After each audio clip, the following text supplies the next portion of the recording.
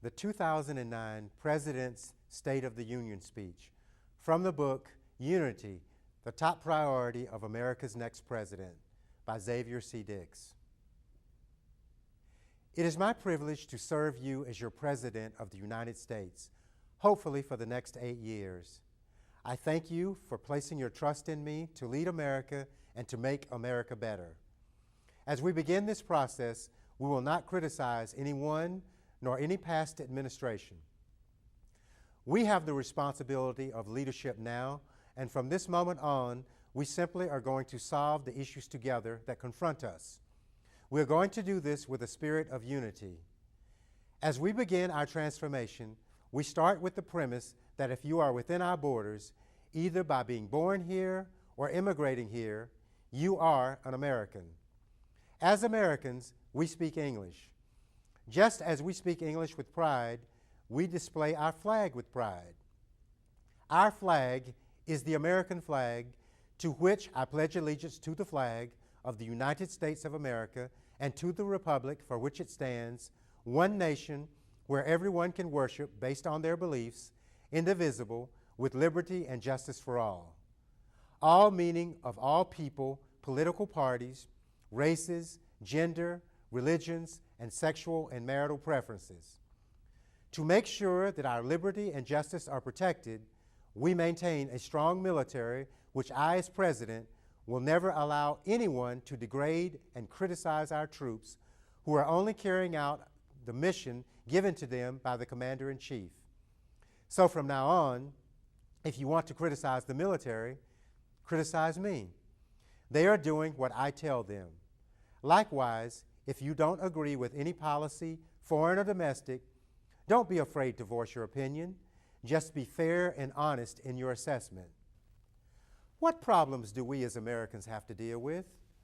The list is long, but we will solve each and every problem, and we will do it together.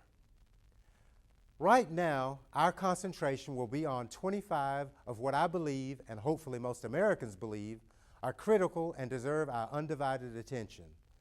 Those problems, which I will appoint a specialist on each one, are issues of global warming, high unemployment and loss of manufacturing jobs to overseas countries, the trade deficit, the mortgage crisis and tight credit market, individual and national debt, devaluation of the dollar, foreign ownership of America, high crime, inflation, recession if we're honest, underfunded Social Security problems, a healthcare crisis, the war in Iraq and Afghanistan and the dangers of terrorism threats, a substandard educational system, an income tax system that needs overhauling, campaign finance problems that need to be dealt with, the rising price of gasoline and energy coupled with rising demand, decisions about offshore drilling, stem cell research, economic disparity, a climate where hatred, racial, religious, and sexual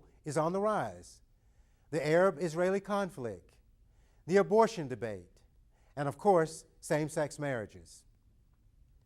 Most Americans would argue that the four most pressing issues to Americans are the high gas prices, the war in Iraq and Afghanistan, the mortgage crisis, and illegal immigration.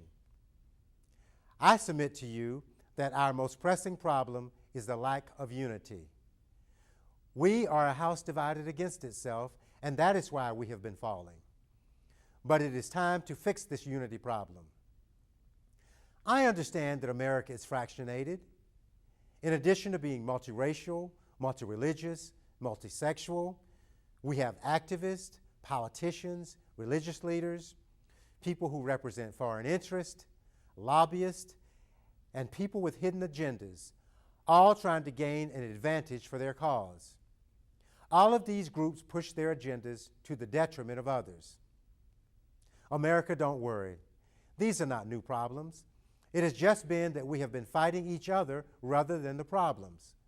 We have turned the political process into a feud, Democrats versus Republicans, with neither side willing to let the other side sponsor and get passed into law legislation that is beneficial to the country.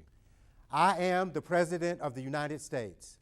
Just like I am neutral when it comes to religion, sexual persuasion, and race, I am party neutral. I serve America, you the people, not a political party, and certainly not special interest.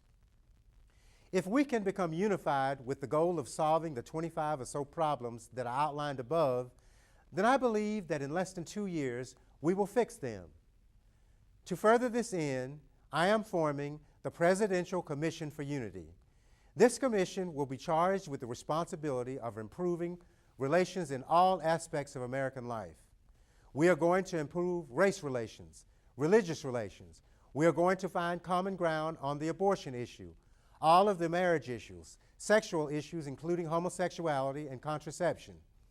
This commission will be a forum for Americans to voice their concerns and know that they will be dealt with, even given to the President in a monthly report.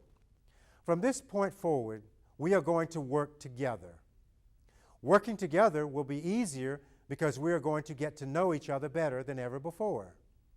We must get to know our neighbors, our coworkers, the people at the schools where our children attend, and all Americans. I will set aside a National Unity Week, which is a 5-day period, Monday through Friday, where everyone sets aside their differences and interacts. This will include celebrations where people of different races, religions, cultures, and sexual orientations intermix. This, I believe, will get rid of this climate of political correctness in America that causes us not to deal with the issues. This will help us to get to know each other better at the same time. Together, we can make America better. At the same time, I will meet with all of the leaders of the world during the first 90 days of my presidency. I will extend to them a personal invitation to come to the White House for a 3-hour meeting. As we unify ourselves in America, we must also get along with the people of the world. While we will not allow anyone or anything to jeopardize our national security, we will build better relationships with the world. My initial concentration will be on the Middle East and China. The reason for this is because we are in an oil crisis and a trade imbalance.